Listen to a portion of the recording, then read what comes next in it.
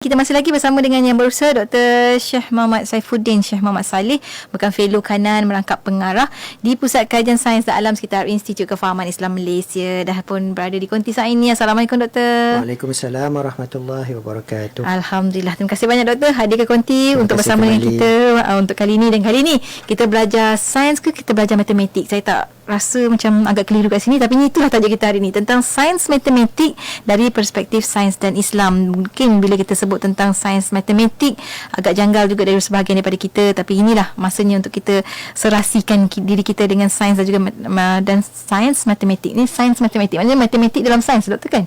Sebenarnya itu yang saya nak cuba terangkan. Itu yang kita cuba terangkan. Jom kita dengarkan daripada Doktor sebagai mukadimah kita. Silakan Doktor. Okay, terima kasih Hati. Para pendengar dirahmati Allah sekalian, Assalamualaikum warahmatullahi wabarakatuh. Salam sejahtera, selamat tengah hari saya ucapkan. Alhamdulillah kita dipertemukan seperti biasa pada hari Jumaat dalam program Sains dan Islam. Dan hari ini tajuknya adalah Sains Matematik dari Perspektif Sains dan Islam. Mungkin biasanya bagi kebanyakan kita bila sebut sains matematik ni mungkin frasanya agak janggal. Betul. Tetapi dalam bahasa Inggeris kita biasa guna frasa mathematical science. Mathematical science. Jadi bila diterjemah ke bahasa Melayu jadi sains matematik lah. Dalam konteks kita, bagi kebanyakan daripada kita mungkin kita asingkan sains itu sains, matematik itu matematik. Seolah-olahnya matematik itu terasing daripada bidang sains. Bila dekat sekolah selalu Doktor, dua subjek yang berbeza, Doktor. Memang di sekolah, di universiti pun matematik itu dipisahkan daripada sains. Tetapi itu tidak bermaksud bahawa matematik itu bukan cabang sains. Okay, sains dalam pengertian yang luas merujuk pada ilmu pengetahuan. Jadi kalau kita nak bahagikan kepada pelbagai cabang, salah satu cabang ilmu itu adalah matematik lah. Dan dari satu sudut juga matematik ini kita boleh katakan satu daripada cabang sains yang kita fahami tentang pengkajian tentang alam ini. Kerana seperti yang akan insya-Allah saya jelaskan kemudian, matematik ini berkait dengan kehidupan sehari-hari kita. Betul. Dan juga matematik ini biasa kita kaitkan dengan angka. Jadi sebenarnya dalam kehidupan kita, dalam segenap perkara yang kita lakukan, dalam segala benda yang kita gunakan, semuanya menggunakan angka sebenarnya. Oh ya, Doktor. Melibatkan angka, menggunakan angka. Masya-Allah. Sebagai contoh lah, kalau kita ambil contoh yang mudah, kita nak beli baju, ada saiz dia. Oh, saiz. Ya. Saya teringat ringgitnya saja. Itu nilai dia kan. Matematik juga. Saiznya. Begitu juga kasut, ada saiz dan ukurannya. Betul. Kita nak isi minyak, mungkin orang nampak dari segi harga minyak, tetapi harga minyak itu berdasarkan berapa liter yang kita isi. Ukuran sukatan, juga dekat situ. Sukatan. Jadi benda-benda melibatkan sukatan, ukuran, itu semua memerlukan angka, melibatkan penggunaan angka. Begitu juga nak membina bangunan, nak membuat rumah, nak tahu berapa panjang, berapa lebar, berapa keluasan. Betul.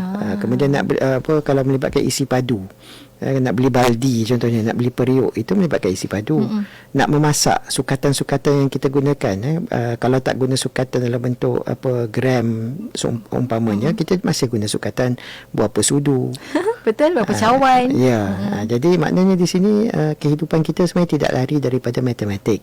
Sekadar mungkin kita tidak fikir sangat tentang perkara ini, menyebabkan kita melihat matematik seolah-olah macam terpisah daripada kehidupan kita. Jadi itu yang ada setengah orang berpandangan bahawa kenapalah nak belajar matematik susah-susah dekat sekolah kan, sebab dalam hidup tak ada guna pun algebra, geometri, kalkulus contohnya lah.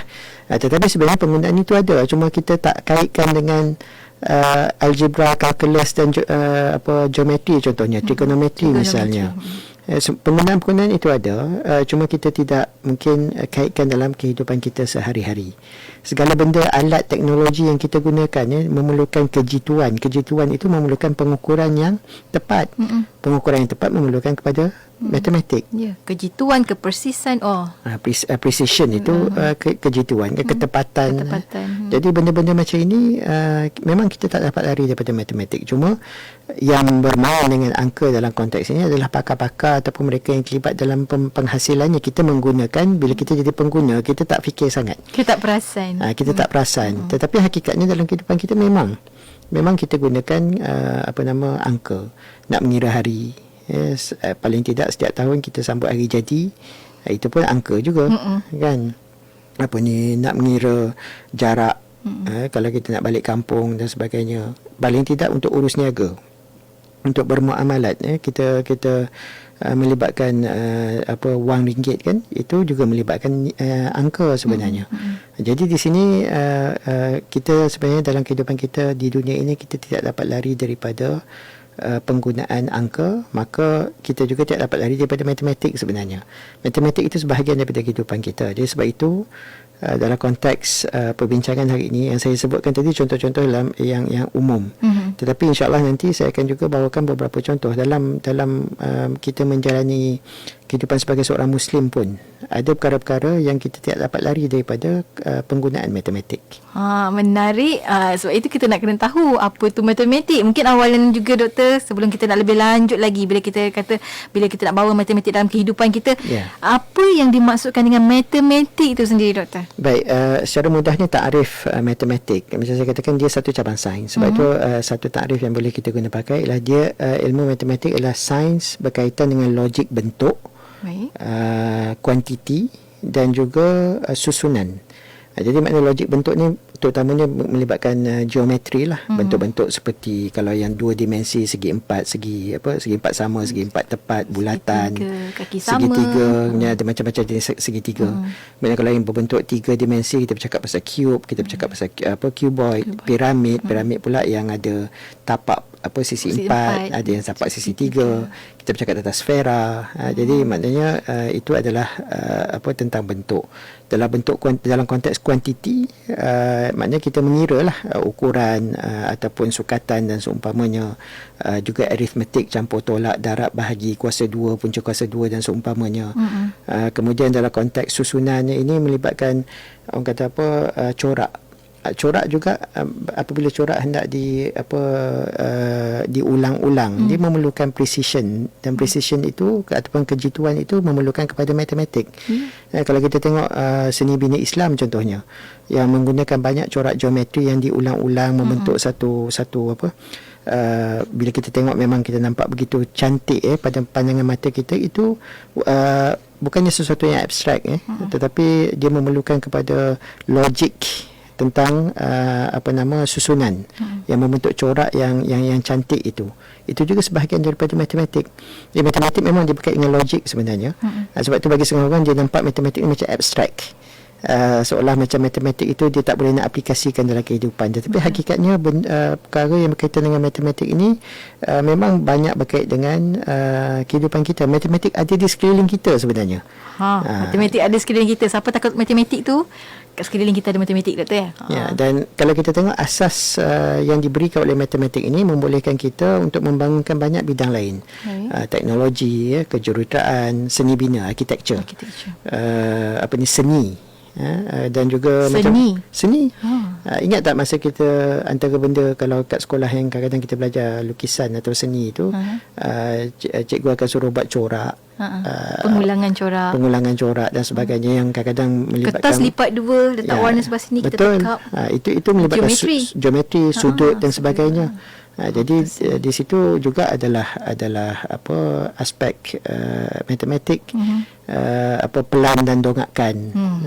Jadi kemudian kalau kita nak gerakkan objek menggunakan translasi, pemindahan titik perpuluhan. Betul. Jadi benda-benda itu adalah berkait rapat dengan matematik. Jadi kalau kita tengok matematik ni, kita boleh juga bahagikan pula kepada matematik tulen dan juga matematik gunaan. Matematik tulen ni yang orang nampak abstrak sebenarnya, sebab dia berkait dengan teori, tentang teorem, tentang konsep yang yang saya boleh katakan bebas daripada pengaruh luar daripada matematik. Dia bercakap tentang teori nombor contohnya. Jadi perkara itu memanglah dalam konteks matematik tulen ataupun pure mathematics ini, dia nampak terpisahlah daripada aplikasi harian. Tetapi apabila kita tengok kepada matematik gunaan ini adalah aplikasi matematik dalam bidang-bidang lain. Dalam fizik, banyak menggunakan formula dan pengiraan. Dalam kimia begitu juga, dalam biologi begitu juga, astronomi pun begitu juga, dalam perubatan, dalam kejuruteraan, dalam arkitektur seni bina, dalam perniagaan. perakaunan. Bidang yang kita tak kaitkan dengan sains. Tetapi accountancy ataupun perakaunan itu memang bermain dengan nombor. Betul. Jadi banyak bidang siapa yang nak jadi tukang masak, nak jadi tukang jahit, nak mengukur tu semua betul. tu melibatkan nombor. Yang nak bina bangunan, nak buat bangunan dia kena tahu ukuran. Kalau campur simen tak kena dengan dia punya sukatan, boleh menyebabkan bangunan runtuh contohnya. Ratio kan, nisbah. Betul, nisbah. Jadi perkara-perkara ini melibatkan angka, dan ini menunjukkan sebenarnya dalam kehidupan kita matematik ini memainkan peranan yang amat besar, sama ada kita sedar atau tidak. Bila doktor dah sebut satu persatu, semua dah kembali ke alam persekolahan, dah dapat balik dah.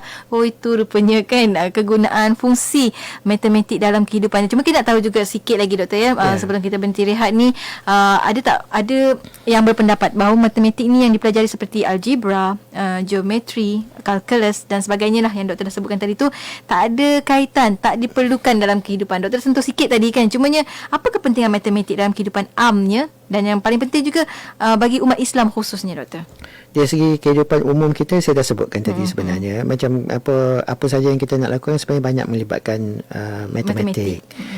Cuma itulah, kita kadang-kadang kita takut dengan istilah-istilah. Sebut algebra kita takut, sebut calculus kita takut. Pythagoras sebut trigonometry kita takut, sin, cosine, tangent.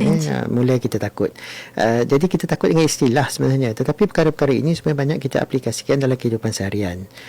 Cuma kita tak perasan, kita tak sedar, dan dalam banyak keadaan kita menggunakan perkara-perkara yang berkaitan dengan matematik ni sebagai pengguna. Jadi kita tak fikir sangat.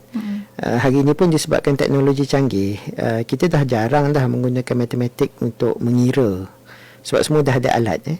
Saya ingat lagi, saya tak pasti yati macam mana. Kalau dulu masa sekolah kita, saya belajar log dan juga anti-log contohnya, untuk mencari nilai kami menggunakan buku sifir. Hari ini semua tekan kalkulator, sebab kalkulator teknologi yang memudahkan banyak perkara lah. Saya masih gunakan buku log tu doktor. Kemudian dalam konteks jam, kalau dulu jam kita kena tengok secara analog kan, jadi melibatkan juga pengiraan di situ. Tetapi hari ini semuanya digital, dia dah paparkan siap-siap pukul berapa. Siap-siap dah tahu dah pukul berapa. Kalau nak tahu perbezaan waktu antara sini dengan Mekah contohnya, kalau dulu kita tengok beza berapa jam, lepas tu tolak perbezaan waktu itu untuk dapatkan waktu di sana. Sekarang ni buka saja apps dah boleh dapat jawapannya. Tetapi hakikatnya kehidupan kita memang bergantunglah kepada matematik. Mungkin hari ini dah mudah sebab banyak bergantung pada teknologi, tetapi di sebalik teknologi itu, nak menghasilkan teknologi itu masih menggunakan asas-asas dalam matematik. Sama juga dalam konteks kita sebagai umat Islam, hari ini kehidupan kita sebenarnya banyak dipermudahkan oleh teknologi.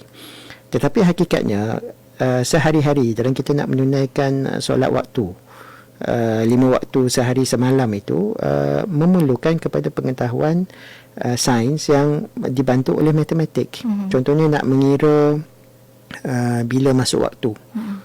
Waktu masuk solat itu memerlukan pengiraan, memerlukan pengetahuan dalam bidang-bidang seperti geometri spherical, trigonometry, dan juga geografi, sebab dia melibatkan kedudukan kita dengan matahari. Jadi di situ memerlukan kepada pengiraan. Sudut doktor kan? Betul. Geometri spherical tadilah, geometri yang melibatkan objek spherical, iaitu bumi. Jadi di sini ilmu itu sudah ada, dan memang orang dulu memang dia terpaksa kira secara manual.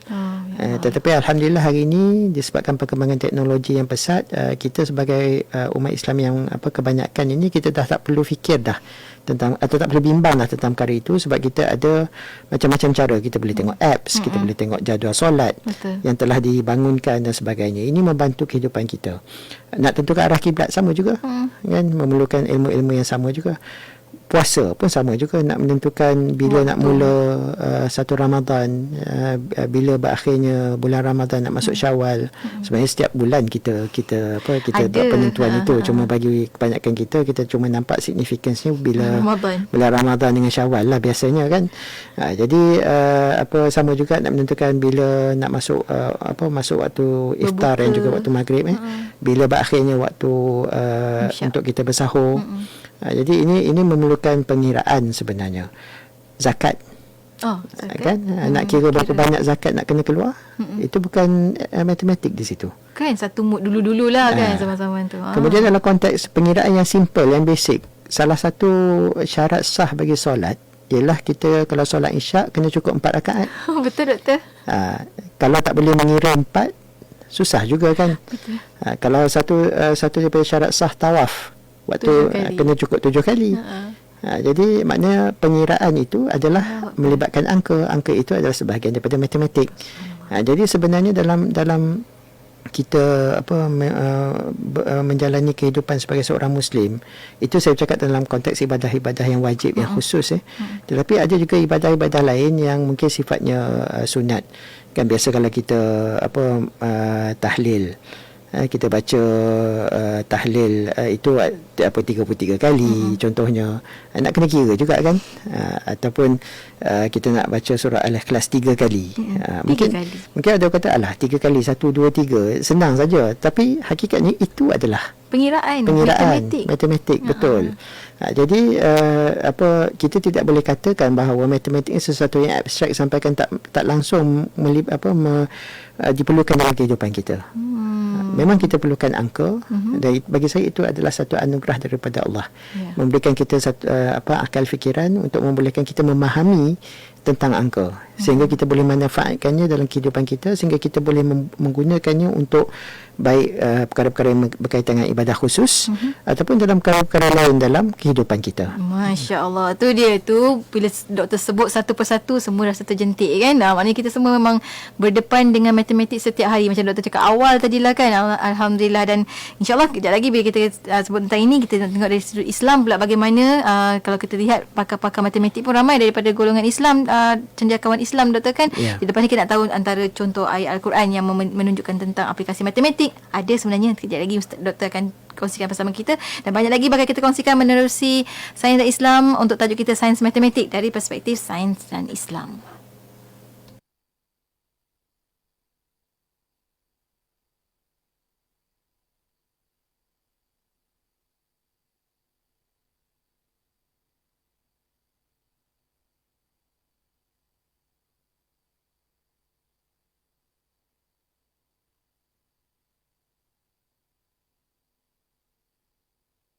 Inspirasi Inforia Islami, kita kembali bersiaran menerusi perkongsian Sains dan Islam tengah hari ini bersama dengan Yang Berusaha Dr. Syekh Muhammad Saifuddin Syekh Muhammad Saleh, Ketua Perlukanan Merangkap Pengarah di Pusat Kajian Sains dan Alam sekitar Institut Kefahaman Islam Malaysia. Menarik rupanya sains ini, dulu rasa macam rugi jugalah kan, tak belajar matematik betul-betul, rupanya sangat berkaitan dengan kehidupan. Cuma doktor, kita nak bawakan, mungkin doktor boleh berikan contoh lah daripada Al-Quran yang menunjukkan kepentingan berkenaan aplikasi matematik ini sendiri doktor. Baik, saya sebenarnya kalau nak bercakap tentang contoh daripada Al-Quran, kalau kita kaji satu persatu, memang sebenarnya kita akan jumpa banyak. Tapi saya nak bawakan satu ayat Quran yang agak panjang, tetapi menunjukkan betapa rapatnya hubung kait matematik ini dengan kehidupan kita.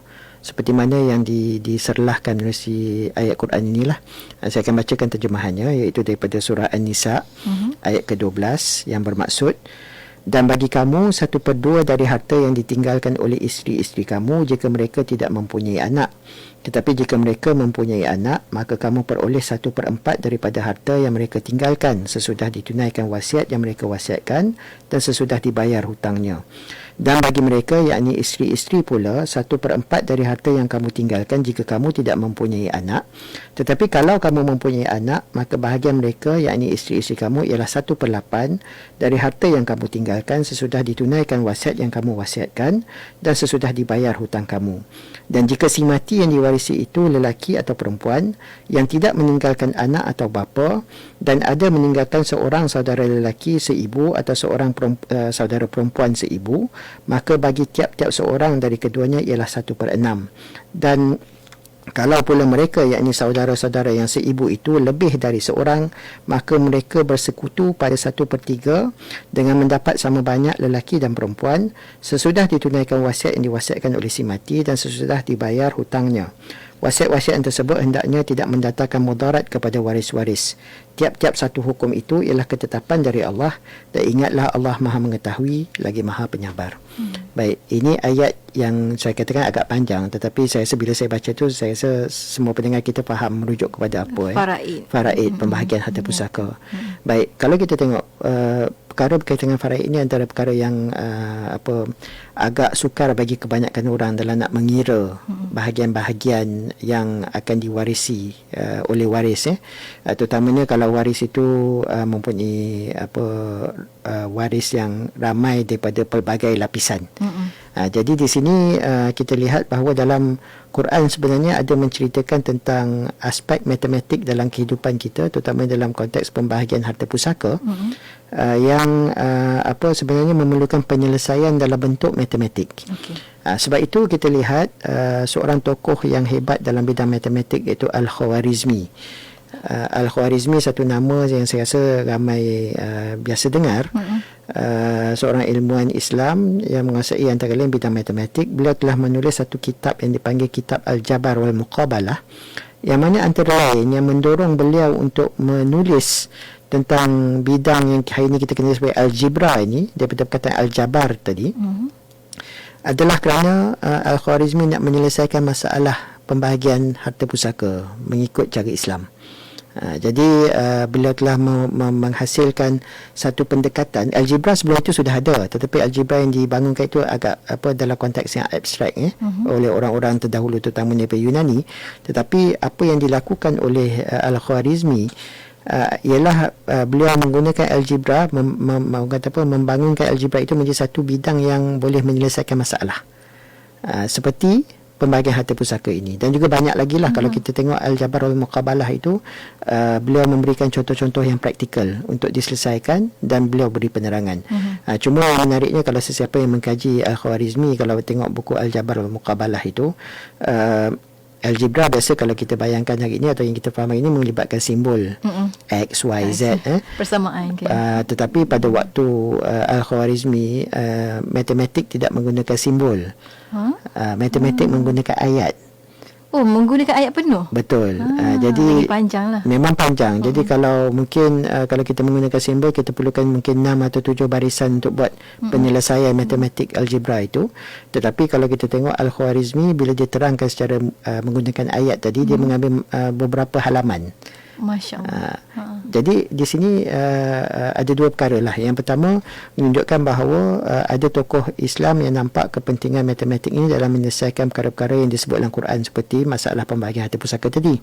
Di sini kita katakan bahawa Quran pun sebenarnya secara tidak langsung memberikan petunjuk kepada kita bahawa kita mahu tidak mahu kena kuasai bidang matematik. Supaya masalah-masalah seperti faraid tadi dapat kita selesaikan. Yang keduanya, kalau kita tengok Al-Khwarizmi, apabila beliau menjelaskan tentang penyelesaian masalah menggunakan ayat, di sini menunjukkan bahawa orang-orang dulu bila dia mengkaji sesuatu masalah, mereka amat teliti dan cermat, dan mereka mampu mengungkapkan sesuatu itu dengan begitu tepat sehingga apabila orang baca, orang boleh faham. Jadi itu kelebihan orang dahulu. Jadi di sinilah saya rasa satu perkara yang perlu kita pelajari dan cuba kita contohi. Sebab hari ini masalahnya teknologi juga. Teknologi memudahkan kita, tetapi teknologi ini juga menyebabkan kita hilang beberapa kemahiran. Antaranya kemahiran pengungkapan menggunakan ayat. Sekarang kalau ditanya sesuatu, orang kata nak senang Google saja, ataupun nak senang kita ambil gambar tunjuk. Tapi kalau suruh kita huraikan atau terangkan apa yang ada dalam gambar itu, mungkin tak ramai yang mampu dapat memberi penerangan dengan baik. Kan kita guna infografik je sekarang ni. Betul. Tapi isu ni di sini, bolehkah kita menerangkan apa yang ada dalam gambar ataupun infografik itu dengan ayat? Bila orang yang mendengar tanpa melihat gambar atau infografik itu boleh faham dengan jelas kemahiran dan tepat. Itu satu kelebihan dan juga kemahiran sebenarnya, yang sebenarnya bagi saya kemahiran yang telah hilang dalam kalangan generasi hari ini. Jadi itulah saya rasa antara pengajaran lah yang boleh kita dapat daripada tokoh dahulu. Tapi balik pada soalan Yati tadi, dalam Quran pun saya bawa satu contoh saja, tetapi insya-Allah kalau sesiapa yang mengkaji Al-Quran akan menemui banyak lagi contoh lain dalam perkara-perkara yang berkaitan perkara-perkara lain selain daripada faraid ini, yang juga memerlukan kepada penggunaan ilmu matematik. Ya, doktor dah petik nama Al-Khwarizmi. Mungkin juga kalau kita lihat pada sejarah tamadun Islam, sememangnya terdapat banyaklah tokoh-tokoh hebat, saya yakin dan percaya, dalam bidang matematik. Jadi apa nasihat doktor sendiri untuk generasi hari ini, sebab doktor dah tadi bagi sikit kan nasihat juga untuk kita semua, terutama pelajar supaya mendalami dan menguasai matematik, doktor? Saya rasa pertama sekali jangan takut dengan matematik. Saya rasa kebanyakan daripada kita lah, kita balik pada zaman sekolah, dan saya fikir perkara ini sama pada generasi sekarang juga. Subjek matematik ni antara subjek yang digeruni atau ditakuti oleh pelajar. Nampak formula rasa nak hilang ke mana-mana. Jadi di sini saya rasa yang pertama jangan kita takut. Baik. Yang kedua kita kena cuba tanam dan pupuk minat kepada ilmu ini. Sebab yang penting di sini kita kena faham bahawa apa yang dipelajari itu bukan sesuatu yang sia-sia. Ianya sebenarnya digunakan dalam kehidupan. Cuma mungkin disebabkan faktor-faktor tertentu perkara ini kita tak nampak. Kalau bagi pelajar pada peringkat sekolah, kalau dia tak nampak, saya tak pelik. Tetapi saya rasa peranan ibu bapa dan juga guru untuk menerangkan kepada pelajar-pelajar bahawa perkara yang dipelajari ini bukanlah sesuatu yang hanya diambil atau dipelajari semata-mata untuk peperiksaan, tetapi ianya sesuatu yang boleh dimanfaatkan dan digunakan dalam kehidupan secara keseluruhan lah. Jadi di sini saya fikir menjadi tanggungjawab kita juga untuk memberikan penerangan kepada pelajar-pelajar bagaimana apa yang dipelajari itu diaplikasikan dalam kehidupan. Jadi itu satu perkara atau satu cara yang mungkin kita boleh gunakan untuk menarik minat. Pada waktu yang sama memanglah dari segi teknik pengajaran perlu gunakan cara-cara yang kreatif, inovatif, yang menarik minat dan sebagainya. Tetapi bagi saya memanglah akan ada pelajar yang mungkin sedikit lemah dalam matematik. Jadi di sini kita kena pasti punca kelemahannya itu apa. Kadang-kadang punca kelemahannya sebab dia tak ada minat langsung. Mungkin kita kena cari jalan untuk mencetuskan minat tersebut. Mungkin ada perkara yang dia tak faham sebab konsep-konsep matematik ini memerlukan logik yang kadang-kala pada peringkat umur tertentu tak tercapai oleh pelajar. Jadi di sini kita kena bagi penerangan yang baik lah. Jadi bagi saya ini bukan satu perkara yang mustahil, boleh dilakukan, tetapi memerlukan kesungguhan di pihak guru dan juga di pihak ibu bapa untuk membentuk dan memupuk minat pelajar dalam bidang matematik. Faham. Inilah masanya ibu ayah, jom gerakkan anak-anak kita. Dan kita sampai ke hujung, doktor. Mungkin sedikit kesimpulan pesan doktor juga untuk rakan pendengar kita. Okey, secara ringkasnya saya nak katakan bahawa matematik ini satu bidang ilmu yang amat penting. Betul. Yang amat berkait rapat dan kita gunakan secara meluas dalam kehidupan kita. Jadi menjadi tanggungjawab kita lah untuk sekurang-kurangnya menguasai matematik ini untuk kita manfaatkan. Saya nak akhiri dengan apa yang ditulis oleh Al-Khawarizmi di bahagian awal kitab Al-Jabar wal Muqabalah dalam terjemahan bahasa Melayu. Tatkala aku melihat apa yang manusia perlukan dalam kira-kira, aku dapati semuanya berkait dengan nombor. Jadi maknanya Al-Khawarizmi pada waktu itu dah nampak bahawasanya apa yang kita perlukan dalam kehidupan ini yang melibatkan pengiraan memang tak dapat lari daripada penggunaan nombor. Jadi di sini saya rasa menjadi tanggungjawab kita lah. Jangan kita abaikan cabang ilmu sains ini, iaitu matematik, dan kita cuba kuasai dan kita cuba pupuk minat dalam kalangan anak-anak kita, supaya mereka akan menjadi orang yang celik angka. Dan sebenarnya bila celik angka ini juga membantu kita untuk tidak ditipu atau diambil kesempatan. Jadi di sini satu kegunaan matematik yang amat penting sebenarnya. Masya Allah. Terima kasih banyak, doktor. Inilah masanya kita nak hidup yang seimbang kan. Keseimbangan itu pun bukan matematik. Terima kasih banyak, doktor, untuk perkongsian. Sampai kita bertemu lagi minggu hadapan, insyaAllah. Assalamualaikum, doktor. Waalaikumsalam warahmatullahi wabarakatuh. Dan untuk anda rakan pendengar, teruskan kesetiaan bersama kami tentunya hanya di IKIM, Inspirasi Inforia Islami.